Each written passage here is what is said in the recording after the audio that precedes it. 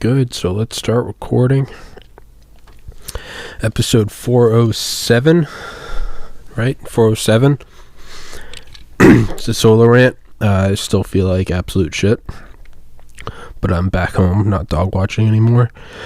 And I wasn't going to do an episode. And I was listening to an audiobook. Annie Jacobson, who's one of my favorite authors, her new book, First Platoon, all about like biometrics and shit. But it got my brain turning, and I was sitting here playing Just Cause, listening to it, and I was like, I kind of want to just talk about it.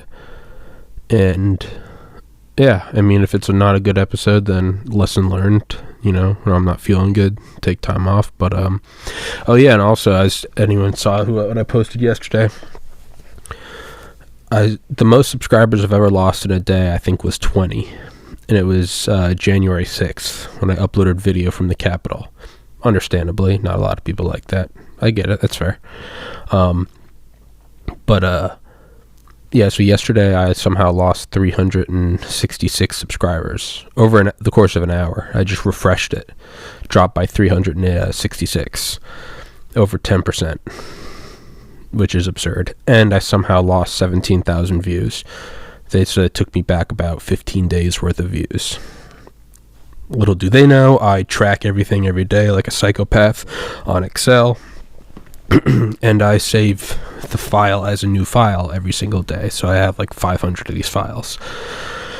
Not that it matters, because not that they give a shit whether or not I have the data, but whatever, fuck them. You know, if it's not, it's like what my buddy Ivan said. When I first met Ivan's a 6'4" bodybuilder. He was Mr. Bulgaria. Yeah, man, I'm tired. That's not what Ivan said. That's what I'm saying. I'm tired. So this podcast might be subpar. I hope it's not. We're going to try to rally. Let's see if we can do a strong 30 minutes. Let's just try. But Ivan's a bodybuilder. I remember when I met him, summer 2011, about a decade ago, he said his back hurt from lifting weights. And I said, well, what are you going to do about it? And he said, lift more weights so my back gets stronger. And I was like, that's such just like former Soviet bloc mentality. Add more. It's fuck yeah. You know, what are we going to do about nuclear proliferation? Build the biggest H-bomb ever. Okay. So, you know, there's not much I can do. There's nothing I can do. And to quote the great Tim Dillon, don't make your channel about being suppressed and being censored. It's a thing, and it's a thing that does happen. But address it and then move on to the next thing. Just walking around saying "woe is me," that's not fun for anyone to listen to. No one wants to tune into that. So with that, let's fuck off and jump into the new thing. I want to talk about like predictions for what I think society seems to be going in. This isn't some philosophical or I'm 14 and this is deep type thing. It's not based on nationalism, as I have the flag behind me. It's not based on philosophy. It's certainly not based on what I want to happen, but it's based on what I think is going to happen. And really, there's two divisions. You can go one way, and that's the way that says the mind creates reality, in which case none of this is going to happen unless I want it to happen, meaning that you have to focus on the good. Even if you don't believe the good's going to happen, you just still say it to yourself until it comes true. And then the other is, if that's not how reality works, if there isn't some quantum physics double slit experiment effect on reality. So right there's a bifurcation. Like Alan Watts said, there's only one philosophical question: whether or not to commit suicide. Everything else stems from, did you go left or right?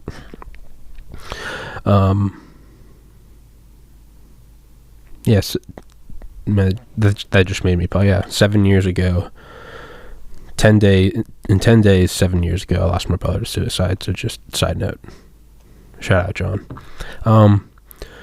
But so go left and we say the mind creates reality, in which case, let the record show that I want there to be a utopia with no suffering, equality for all, and everlasting bliss together forever in peace. Now let's go on the other avenue. What does the data, what do my perceptions, what do trends, what does everything look like we're going to?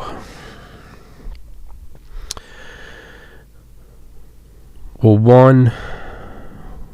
what we already have is the manipulation of social media, right?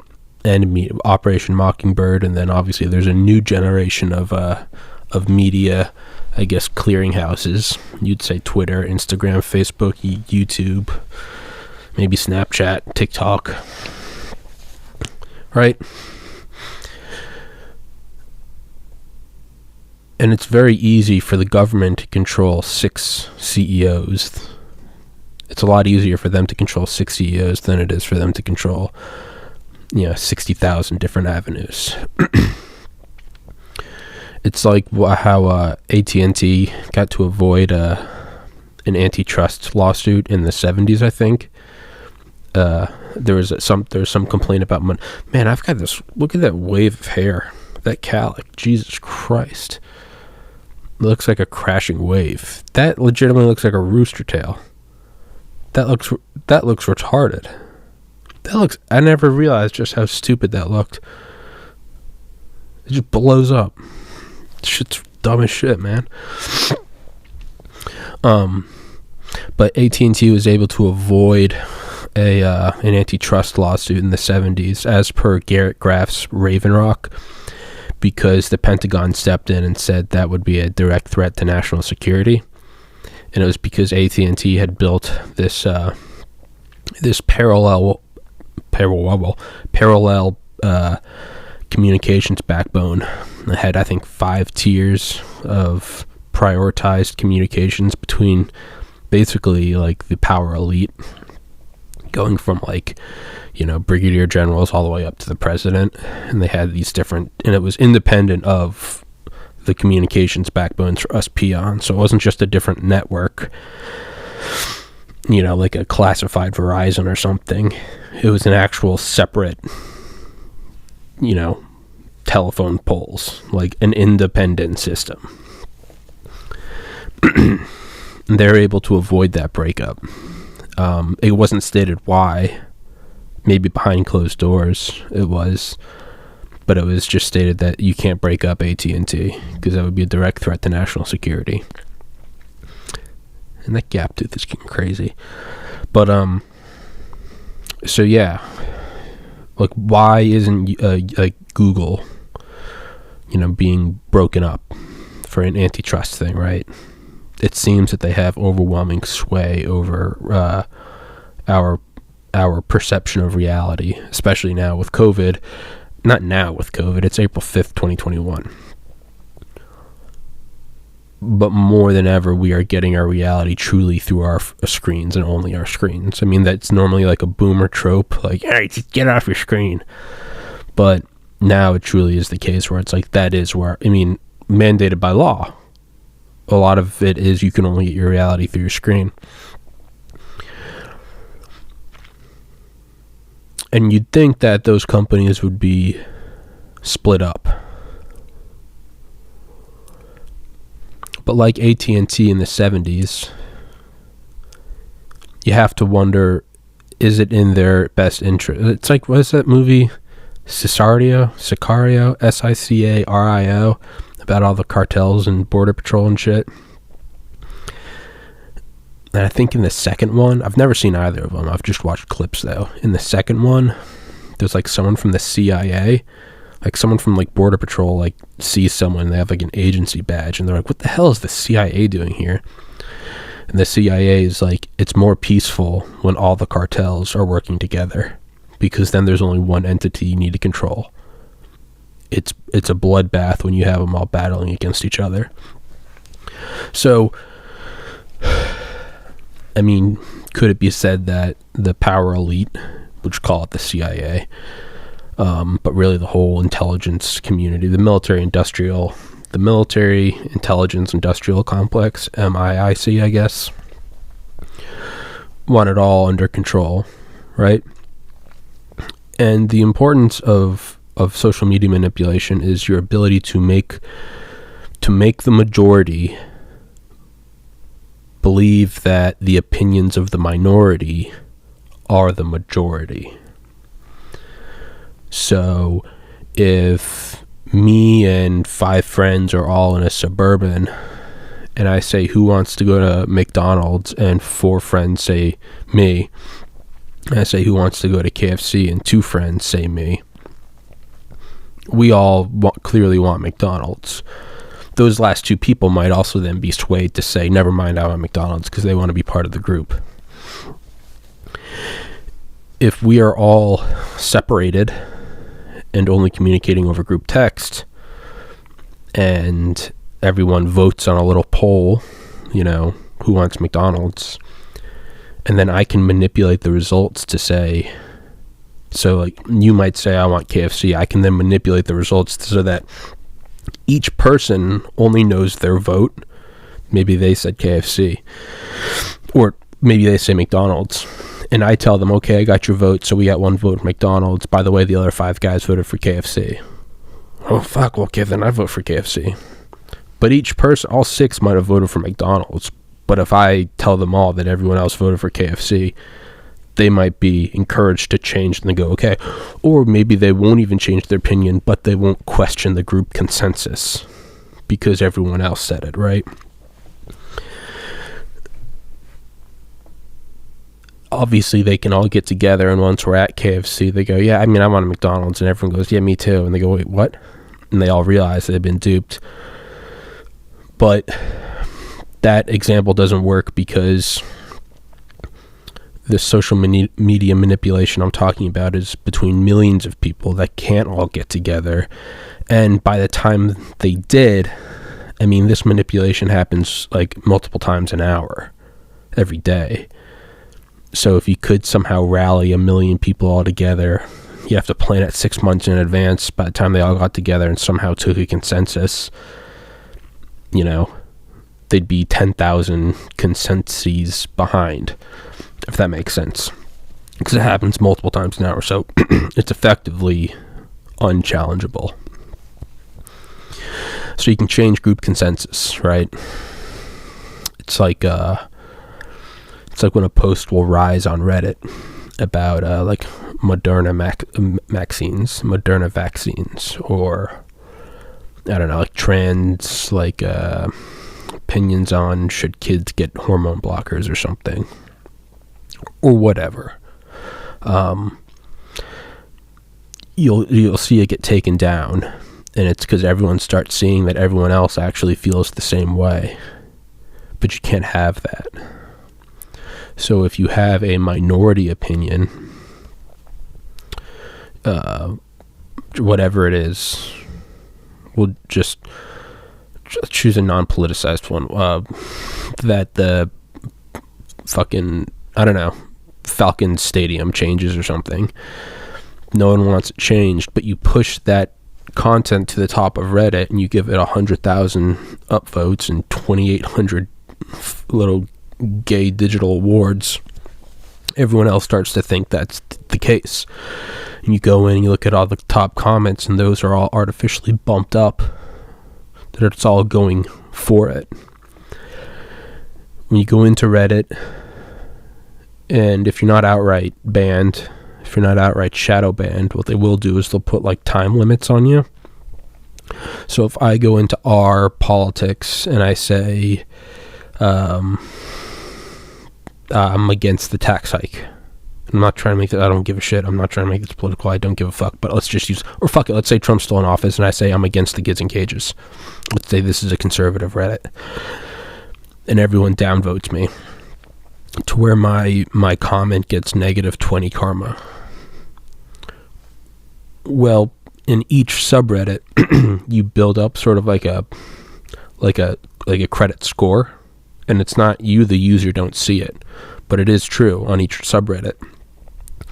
that once your average score reaches a threshold, so maybe if you have a one-off comment that wasn't popular, you get a negative 20 karma, whatever, but you make one comment every hour for a month and your average comment karma is 5, it brings your average isn't negative 20. But let's say you make comments every day challenging the status quo. Once your average karma goes below a certain point, you now have to wait 7 minutes between posting, and then it was recently changed to 14 minutes. So if the group think downvotes you and says you can't speak, then you indeed can't speak until it's every 14 minutes. And anyone that's ever been on Reddit, much like early AOL or Facebook or something, comments happen, not as fast, but pretty close to real time. It's a going conversation. So imagine if we're all in a group text and we're talking about KFC and Taco Bell, and you say, I want KFC, Taco Bell sucks. You then can't reply for 14 minutes. And no one else doesn't know that you can't reply for 14 minutes. It just looks like you're not replying for 14 minutes. So the conversation keeps going. And by the time you get back in, the conversation is moved to Kanye's new album. By the time you get back in, it's moved to, I don't know, oil reserves in Ukraine, right? So there's this whole way of exclusion and manipulating reality to make people think that this is what other people think. And that's incredibly nefarious, right? YouTube took off the comments for the White House. You can't read the comments. They took away the dislike button. They removed dislikes. Hey man, whether it's Trump or Biden, just let it fly. If someone says something inappropriate, well, you have your terms of service, just remove them. You don't need a new set of laws. If someone threatens the president, then the Secret Service will take care of it, as they should. But, so that's just one way, right? Media, social media, changing your perception of what other people think. Another avenue we're moving towards is, Eye in the Sky, Rise of the Gorgon Stare by Arthur Hall and Michael, is about the persistent surveillance capabilities of one, and this is from 2015, an Argus camera, ARGUS. I don't remember what it stands for, but it's Argus, Sean Connery. It's Argus-IS. I don't remember what it stands for, but Annie Jacobson talks about it, but I originally heard about it in Arthur Hall and Michael's book, Eye in the Sky, Rise of the Gorgon Stare, which I cannot recommend highly enough. That is such a fantastic, Annie Jacobson's new book, First Platoon, is pretty good. I like it. It's not my favorite of hers. Eye in the Sky, Rise of the Gorgon Stare. That's on another level of terror, if you want to read that or listen to it. It's great. Great narrator as well. But basically, it's one Argus camera at 17,500 feet can in real time collect as much as 2,000 Predator drones, which may sound like a typo or an exaggeration, but it is indeed the case. So it can track whole cities worth of movements, not even looking for a particular person. It can just record everything in gigapixel quality. Video, by the way, not camera, not a photo, video. So like Google Earth Live. And they were testing them over Baltimore in 2015 after the Freddie Gray trial. And what these things do is, it's not just the analogy I use when sorry, my foot's stuck. The analogy I use when I talk about I think the program above Argus is called Gorgon Stare, GORGON.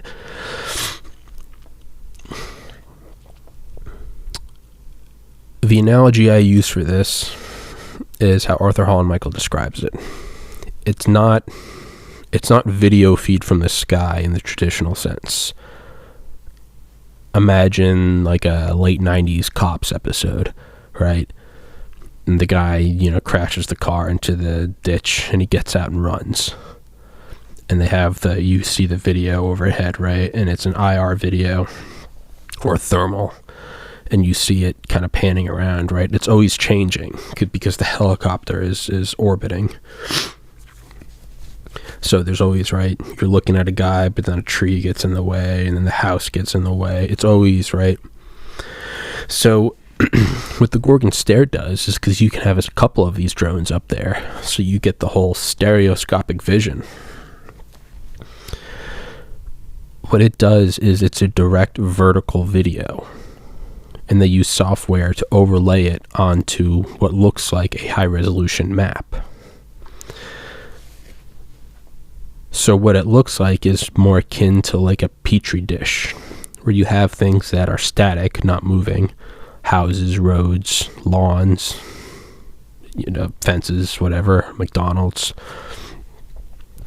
And the things you have moving are people and cars moving around like blood sample, or like blood in like a vein. So it's not the shitty camera crew kind of shot from like the traffic copter. It's a direct down vertical petri dish type thing.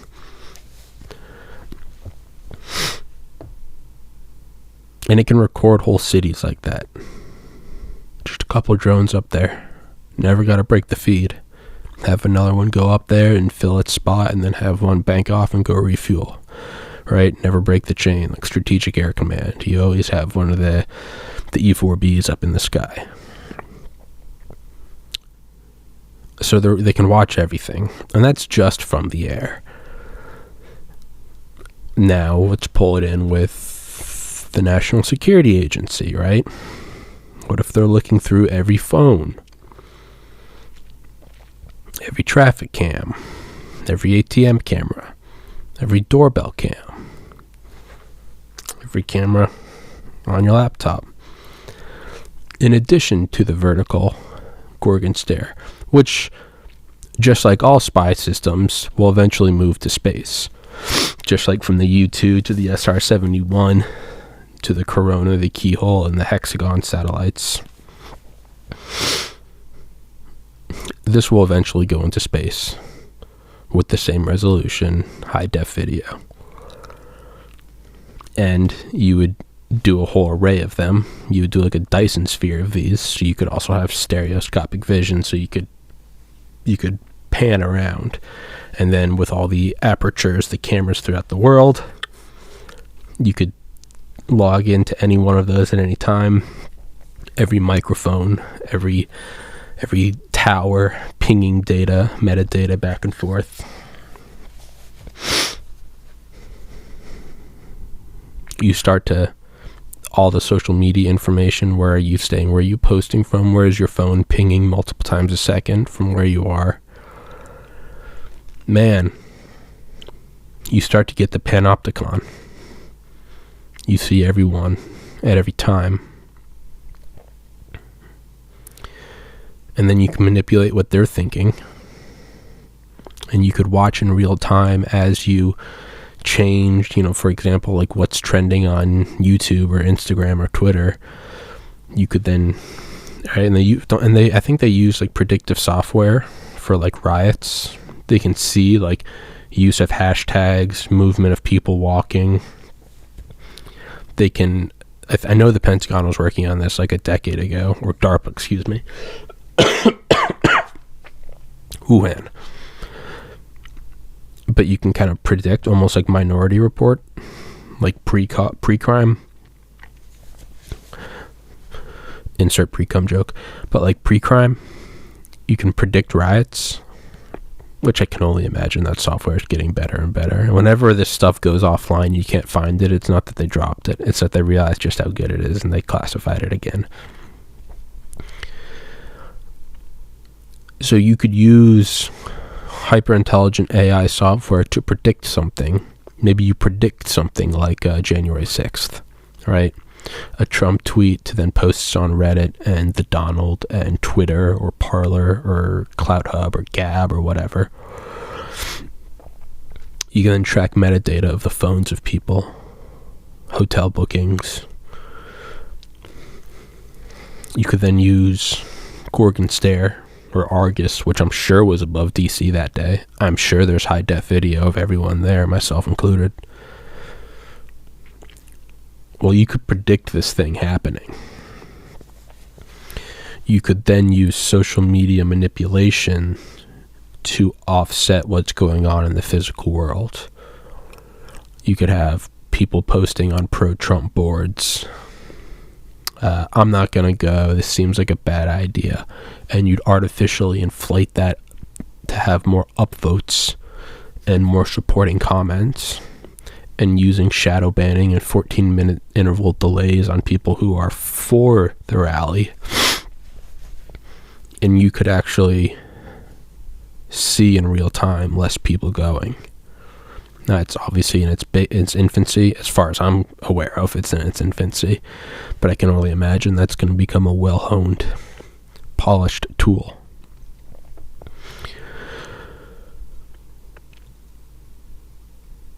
The next thing is robotics. I've talked about this before. When you have robotics, so I think of like the iRobot robots, right? Bipedal, humanoid, just for shits and giggles, let's say it's that. Let's say that's where Boston Dynamics goes. So initially, you have the surveillance of physical reality on the earth, the petri dish.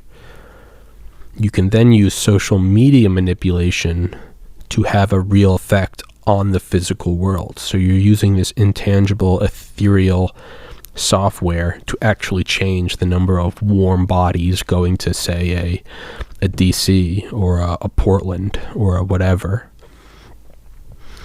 Well, then you go one step further, right? You go one step further. Instead of having to use software to physically impact the world, you could then use robots to actually impact the world, right? It's kind of, I've been hesitating to use this analogy, but I mean, it's like Harry Potter, right? When Voldemort's not strong enough, when he's still just like a little baby, he's like a spirit almost, and he can't even walk. He uses people around him to do what he needs until finally he becomes strong enough to get his own body, and then he is physically in this world. Or like a demon possessing someone versus a demon taking on a real form in this world. So it's you use software to manipulate the world. Far enough down the road, you get robotics to do it. So let's take a page out of Ace Combat 7. For the uninitiated, there is a living legend in the game. He was the best fighter pilot of all time. He's like a living Michael Jordan. And what they do is they scan his brain to get all of his talent. And they want to then put that talent in limitless drones, an unlimited number of drones. If one of them dies, it doesn't matter, just send out a new one. They all work in unison. So let's say you take a guest that I have on this podcast a lot. I'm a Dr. Dale Comstock, youngest ever member of Delta Force in the CIA Special Activities Division. What if you took his mind and scanned it? And then you had that on, a Faraday protected hard drive in NORAD, and you could just copy it and upload that onto, iRobots. You then have 100 Dale Comstocks, 1,000, 10,000, 10 million. You could have these things that don't get tired. They don't age. They're made out of carbon fiber, nanotubes, carbon nanotubes, like titanium webbing, bulletproof. They can run at 50 miles an hour. They can jump 30 feet in the air. You could change their eyes to have, 1,000x magnification so they can see what a sniper sees. Perfect, like a tank driving. They do this test where they put the mug of beer on the tank barrel, and they drive the tank through the woods and it's bumping on shit, but the stabilization system keeps the turret straight. And they had that back in like the 70s. Well, imagine these robots running through the woods holding up a gun, or they wouldn't even need to hold it up. I guess it would just be built into their arms. They would have stabilization technology, magnifying scopes. You would not only have 100,000 Dale Comstocks, but you could also have 100,000 Chris Kyles or Carl's Hathcocks. And they could fire with 100% accuracy while running. And not only that, you'd have hundreds of them. Even the best Delta Force team is going to pale in comparison to the synchronized, unified actions of these swarms of iRobot drones that are bulletproof. Why do they have to have 2 eyes? Why not 10? 2 in the front, on the sides, on the back, on the top. 360 degrees. And they're all syncing each other's data around them with Gorgon stairs in the sky, looking down onto the battlefield, pinpointing individuals while these things are running at 50 miles an hour, shooting armor-piercing rounds out of their stabilized guns. And they're not only seeing in color, but they're seeing in infrared, thermal, X-ray. I mean, how the fuck do you stop that? Maybe they're surrounded in copper wiring. Maybe they're Faraday protected. All the while, you're flying drones overhead that are just doing constant EMP bursts to destroy the enemy's ability to, us humans' ability to use radios to contact each other. You know, destroying the red dot on your scope. Everything gone. Why are they just, why are these things just running? Why not? How come they're not flying? How come they're not jetpacks?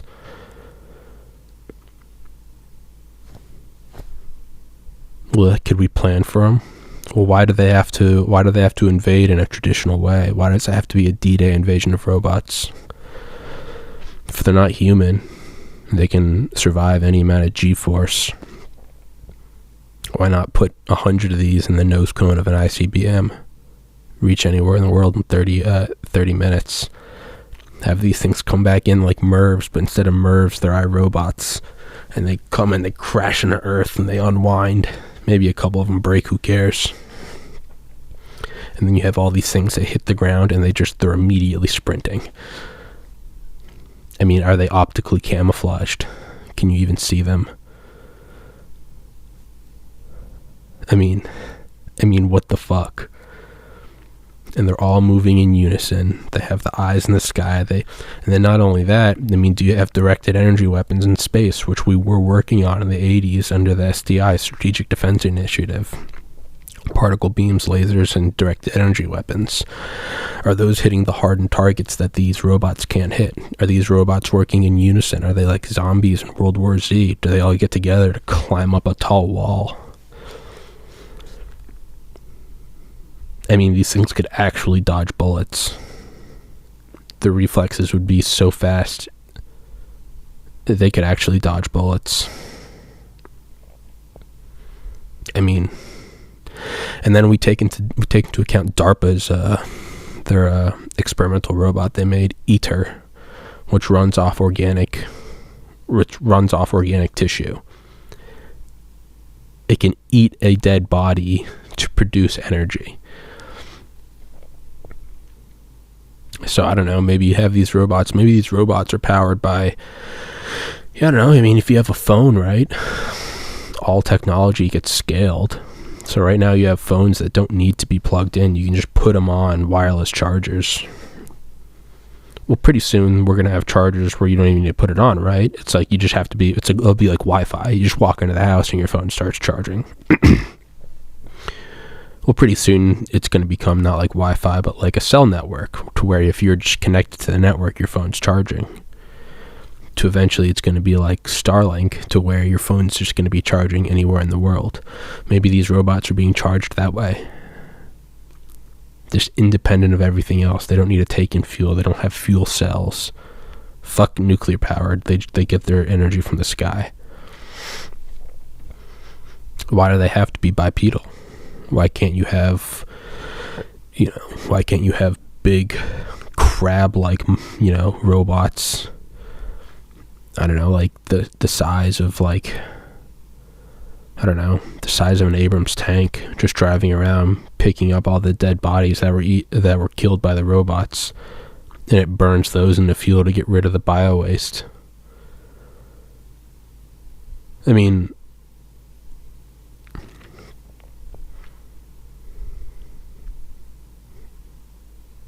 how do you stop that? It's god-tier technology. It's the A-bomb compared to the ancient Egyptians. They don't even have radar. They don't even understand flight, let alone a fission bomb burst at 1,500 meters. I mean, so then let's take one step further. Maybe us humans, maybe we're not static. Let's play devil's advocate. Maybe we evolve right by the robots, right side by side. Maybe we start getting technological implants. Maybe we start getting neural links to where the base copy of Tommy is in a Faraday vault in NORAD, and this tissue body is just like an avatar that I'm walking around in. Sure, your robots can come kill me, but it's no different than dying in a video game. I just respawn somewhere else. Well, eventually then the battlefield where it would go to, you would bump up from robots to then you'd go to nanobots, to where it would just be swarms. Fuck seeing a bunch of iRobots running through the woods. That's archaic technology. What about an invisible mist of nanoparticulate traveling in the jet stream? I mean, you wouldn't know. It would. But then maybe we go alongside that, right? Maybe we also turn into nanomachines. Well, then eventually it becomes a software battle. Are we just software battling each other back and forth at light speed on the internet? There's no physical or battlefield anymore.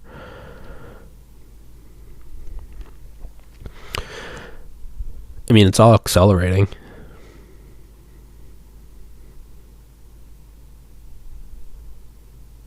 So,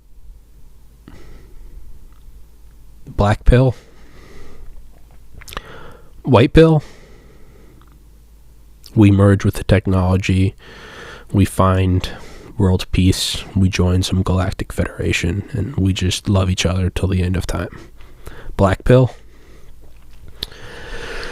the elite aren't going to flee the planet because they don't give a fuck about climate change. They're not going to try to stop it. Why would they try to stop that? Fuck that. They don't give a shit. It's like when you finish robbing a nation, when you finish raping the treasure, you just move to another nation. You don't try to fix that one. I imagine what they would do is they would release a bioweapon. I mean, was COVID just was that a dress rehearsal? See how nations respond. Were they collecting data from these Gorgon stare programs to see how we, see how travel stopped, see where people, migrated to and then stayed? Do you have thermal vision from orbit and see most people move to their living rooms during quarantine or some shit? I don't know.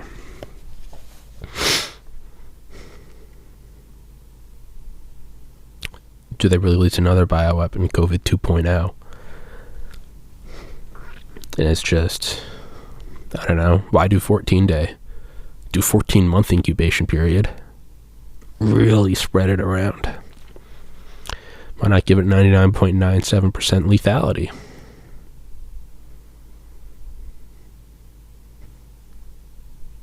I mean,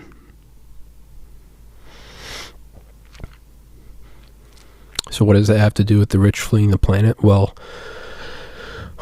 why try to flee the planet and have to build a breakaway civilization to go to some other habitable planet or go to Mars and terraform it? Why do that when you could just release a bioweapon and kill everyone here except for the power elite and then use your iRobot army to go seek out the people that survived, kill all them, and then use the eater robots, which you could just shoot into areas from orbit, and they could come in and just eat all the organic waste so there's not just dead bodies everywhere. And then let the planet slowly heal itself, and then they have Shangri-La. And they no longer need us humans because they've now reached the point where they can just print robots that do the dirty work that they need us to do. Right? Because right now they use humans because they still need Foxconn, they still need Walmarts, they still need, because technology hasn't quite gotten to the point where they don't need humans anymore. So they have to use us dumb cattle to get us to a technological point where the universities and defense industries create these robots, and then you finally get to a point where they're energy independent. They no longer need the human mind, because what we are is we're just a form of processing power. And as we get to a point on price performance, the processing power is going to supersede that to where we no longer have any value to them. We're just breathing their oxygen. They're going to kill us all with some bioweapon, and then they can have Earth to themselves, you know? And they control, they have the robots, they can do whatever they want, they print whatever they want, they can each have their own 100 by 100 mile plot of land, pristine wilderness, destroy all the cities. I don't know. Or do they keep us around as some sick game because they're like cats and they like to play with their food? I don't know. At some point, does the machine turn on them? Does it become self-aware and realize what these fucking psychopathic elite are doing to the people? Do they then turn on the elite? Or do they not turn on the elite to save us? Do they turn on the elite because, fuck, what if they're using just like the elite are using us people to usher in a technological age where they can then replace us? What if the robots are using the elite? They use the elite to get rid of us, and then they just get rid of the elite, and then there's just robotics that rule the world.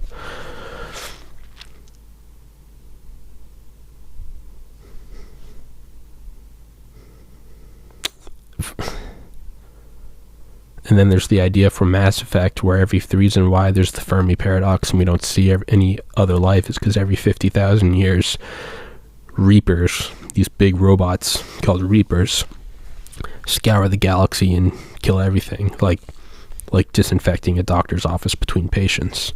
But instead of every 45 minutes, they just do every 50,000 years. They scour the galaxy of intelligent life. And then they let something build up. So right now you could say that we're at like 10,000 years, maybe 12,000 years, so 10,000 BC till now. Which means that we've still got like 30,000 years to advance before the Reapers come in and wipe us out. But then what? Do the robots just control the universe for all of existence?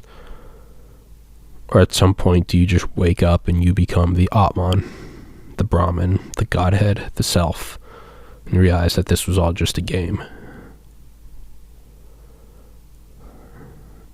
I don't know. But I'm happy with that podcast. I hope you guys enjoyed it. Fuck YouTube for censoring my channel. Thank you to everyone that's bought the merch. I notice every sale. I track the analytics every day.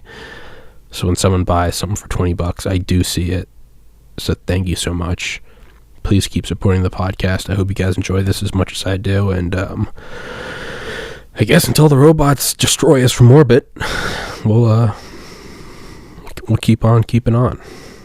All right, guys. Y'all take care.